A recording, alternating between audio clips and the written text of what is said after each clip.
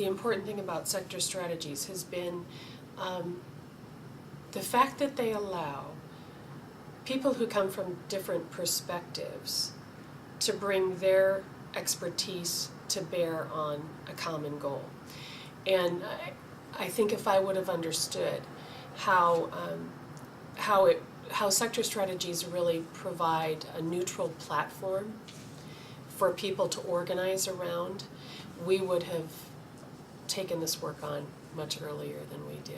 A lot of times you get into the turf battles, you know, the implementation of the one-stop system, the alignment of partners. You know, what does that mean? We have to give you our money to control how it's being spent. Sector strategies takes that conversation off the table. It becomes about designing good community vision and allowing partners within a community, whether it's at the state level, regional level, or local level, to begin to articulate their role within a comprehensive workforce system. So it's no longer about, are you going to try to get my money? Are you going to try to direct my resources in a way that is not in alignment with the goals and missions of my organization? It's about willing alignment. It's about, we've often referred to the coalition of the willing. It sets that kind of platform. It sets a platform for diverse organizations, diverse agencies, diverse funding streams to come around, identify where they have an appropriate role, and then willingly align resources, policy, investments to further a shared community vision. I think the biggest part of the sector initiative is making sure that the systems meet the needs.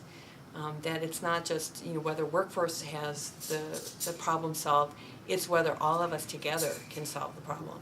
And it's looking at the partners that are strongest and letting them, you know, take the lead if they need to. Before we started this more focused approach to sector strategies, that there was a lot of duplication of effort, and maybe we were all doing things in our own way and doing the right things, but we weren't doing them in a coordinated, constructive fashion. We have been able to align our resources because we meet regularly, we talk with one another consistently. There are things now that are going on that we're all aware of and we're all pushing on, rather than just having things happen in our individual silos as it happened in the past. We know that money doesn't drive change, but sometimes the lack of money drives change.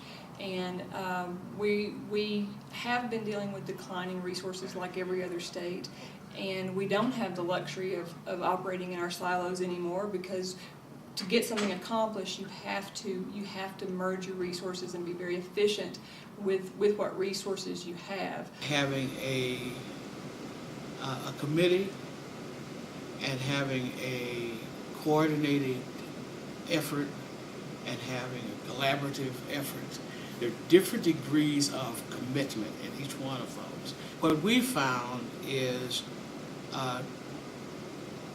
people don't do until they understand why they're at the table. You can't mandate it. What you can do is show potential outcomes, invite people to the table.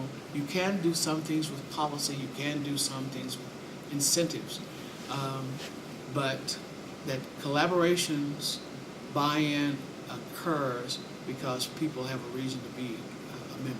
They need to align their policies, and they need to integrate in all the initiatives that they put out, so that it is on that framework, the platform of sectors, so it doesn't look like it's a project, because projects end.